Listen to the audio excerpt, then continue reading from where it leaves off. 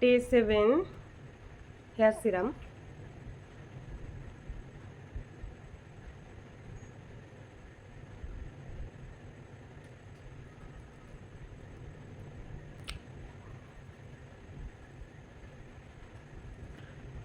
কেন জানি না আমার মনে হচ্ছে যে হেয়ার সিরামটা একটু হলেও কাজ করছে, কারণ আমার চুলের এই সব জায়গায় যে পরিমাণে ফাঁকা ছিল, তোমরা কিছুদিন আগে এইভাবেও দেখেছিলে আমার চুল বাঁধা, তখন এই জায়গাটা অনেকটাই ফাঁকা লাগছিলো, এখন কিন্তু অনেকটা কমেছে। এখন সেটা আমারই মনে হচ্ছে নাকি আমি বুঝতে পারছি না। তোমরা যারা আমার ভিডিও দেখছো তারা বলতে পারবে যে সত্যিই কি একটু হলেও চুল গজাচ্ছে কি না। জানি না, আমার মনে হচ্ছে ফাঁকাটা অনেকটা কমেছে। এই জায়গাটা একটু ফাঁকা আছে, তবে এই জায়গাগুলোতে একটু কম মনে হচ্ছে ফাঁকা।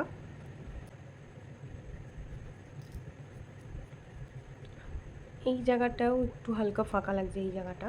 তো এখন দেখার এইটুখানি যে ওইগুলো কবে ভরাট হবে আমার মনে হচ্ছে, বাট আমি পুরোপুরি এখনও বলতে পারছি না।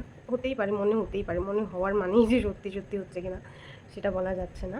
কারণ রেজাল্ট তখনই বোঝা যাবে যখন ঠিক এই জায়গার চুলও এতটা না হোক, এইটুখানি অ্যাটলিস্ট লম্বা হবে, ঠিক এইটুখানি পর্যন্ত লম্বা হবে।